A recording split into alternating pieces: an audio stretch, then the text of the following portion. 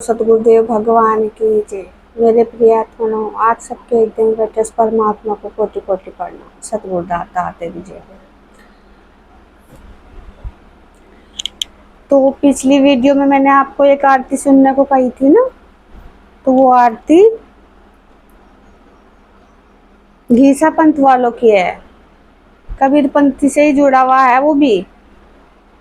तो है कबीर की आरती, लेकिन घीसा पंथ वालों की है। तो मैं उसका थोड़ा सा आपको एक फोटो सही दिखा दूंगी कि आप ये आरती निकाल लेना।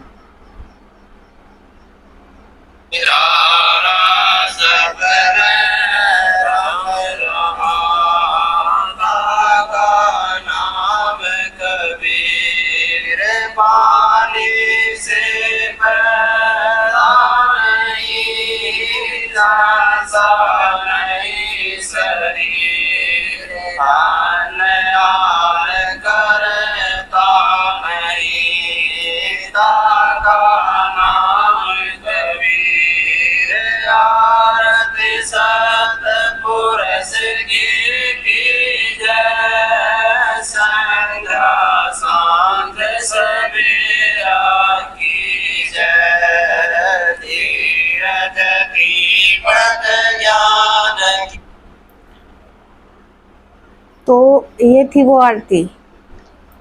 इस आरती में आपको इसको ध्यान से सुनना।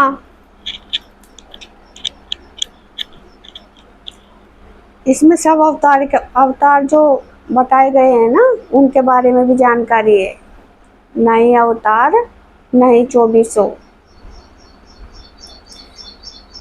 अब जैसे सबसे उत्तम जूनी मनुष्य की है,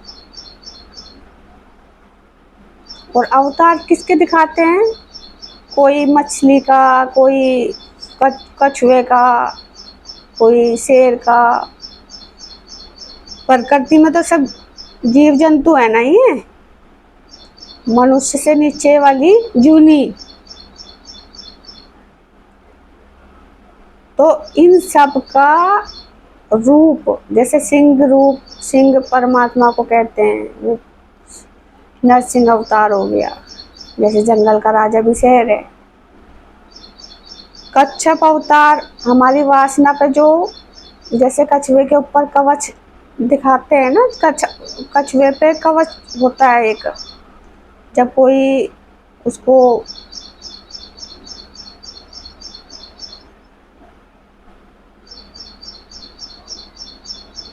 मतलब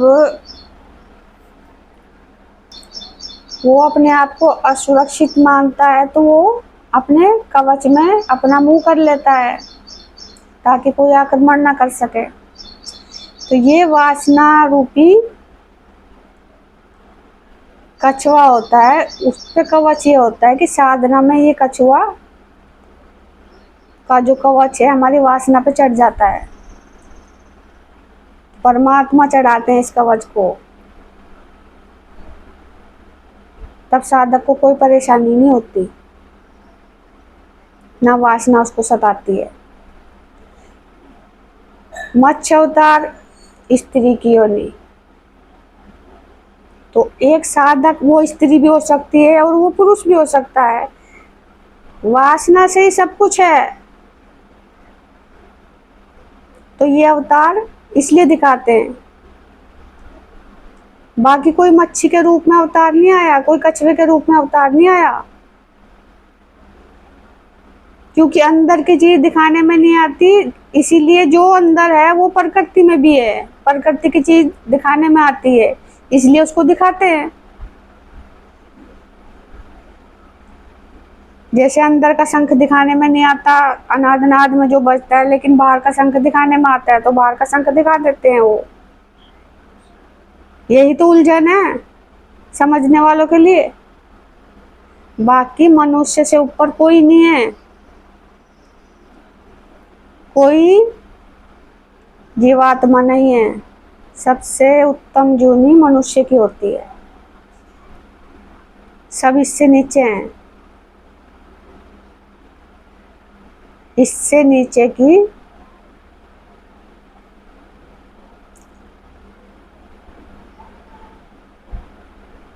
बस इतना ही कहना चाहूँगी इस वीडियो में। तो अब आगे की वीडियो कुछ बनाती हूँ।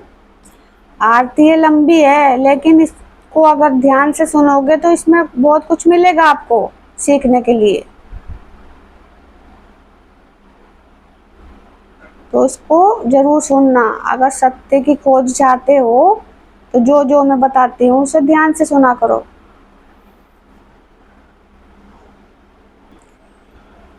एक गीता में फ्रंट पे ही लिखा है, वो मैं आपको पढ़ के सुनाती हूँ कि गीता समझने के लिए क्या करना चाहिए। जैसे मैं बताती हूँ ना, साधना से सब संभव है। तो इसमें भी देखो लिखा है, सुनाती हूँ मैं। श्री कृष्ण जिस स्तर की बात करते हैं, क्रम से चलकर उसी स्तर पर खड़ा होने वाला कोई महापुरुष ही अक्षरश बता सकेगा कि श्री कृष्ण ने जिस समय गीता का उपदेश दिया था, उस समय उसके मनोगत भाव क्या थे। मनोगत समस्त भाव कहने में नहीं आते। मनोगत समस्त भाव कहने में नहीं आते। जो साधना के द्वारा हमें महसूस होता है वो कहने में नहीं आता। और कहने में हम बता भी देंगे तो आपके समझ में नहीं आएगा जब तक आप खुद नहीं करोगे।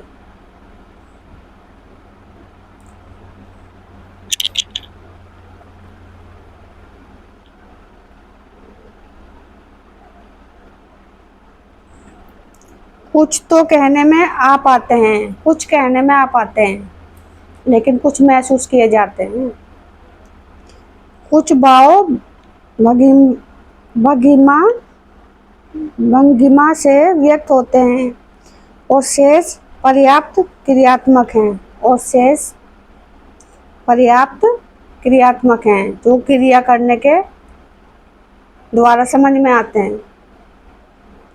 क्रिया क्या है? यज्ञ की प्रक्रिया, जिन्हें कोई पथिक चलकर ही जान सकता है। जब उस पथ पे चलोगे ना, साधना के पथ पर, ध्यान के पथ पर, तब समझ में आएंगे। तो जिन्हें कोई पथिक चलकर ही जान सकता है, बिना चलकर जानना असंभव होता है। इसलिए आज तक वेद और ये गीता किसी के समझ में नहीं आई। मैं गीता भी आपको समझाऊंगी जितना मेरे समझ में आया। जिस स्तर पर श्री कृष्ण थे, क्रम से चलकर उसी अवस्था को प्राप्त महापुरुष ही जानता है कि गीता क्या कहती है। जिस स्तर पर कृष्ण थे,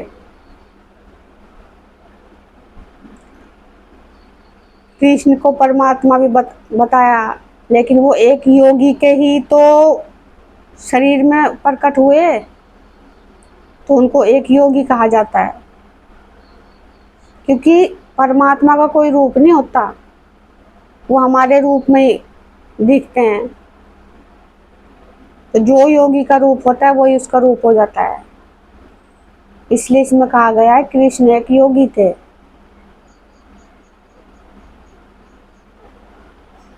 और योगी किसे कहते हैं? जो आत्मा और परमात्मा का योग करा देता है, मिलन करवा देता है, विवाह करवा देता है। विवाह उसी को कहते हैं, योग ही विवाह है। तो उसे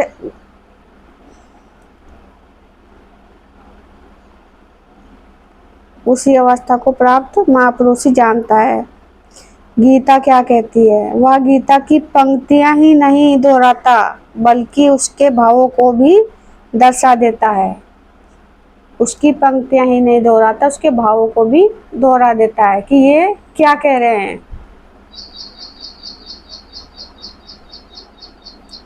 क्योंकि जो दृश्य श्री कृष्ण के सामने था वही उस वर्तमान महापुरुष के समक्ष भी है। इसलिए वह देखता है, दिखा देगा, आप में जागृत भी करा देगा, उस पथ पर चला भी देगा।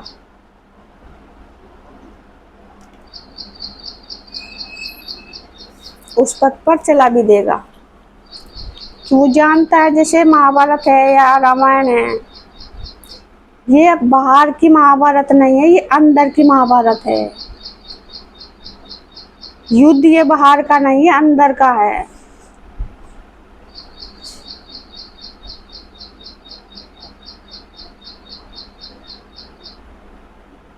अंदर का युद्ध परमात्मा लड़ाते हैं, बाहर का युद्ध कलयुग ये लड़ाता है। तो जितने भी युद्ध कहानियों में दिए गए हैं ना, ये सब अंदर के युद्ध हैं। अंदर ही राक्षस होते हैं वो, और उनका परिवर्तन हो गया फिर वही देवता बनते हैं। तो देवते और राक्षसों की तो लड़ाई दिखाते हैं ना सब में। युद्ध किसका होता है? देवता और राक्षसों का। राक्षस समाप्त होता है, फिर देवताओं की जीत होती है। वही राक्षस फिर देवता बनते हैं परिवर्तन होके।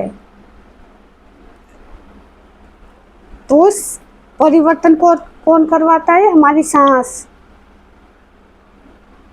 तो इन सांसों को समझो। जब तक अपनी सांसों को नहीं जगाओगे, परमात्मा सोया रहेगा तुम्हारे अंदर। सांसों से ही कुंडलिनी शक्ति जागती है।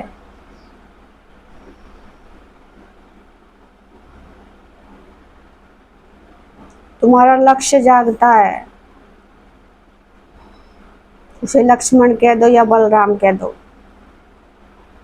शेषनाग कह दो, एक ही बात है।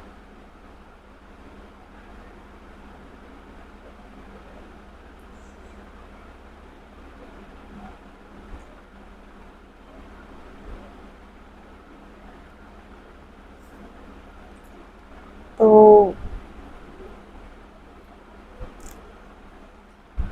गीता भी देखो, संस्कृत तो मेरे को आती नहीं है, लेकिन इसमें जो हिंदी में लिखा है उसे मैं आपको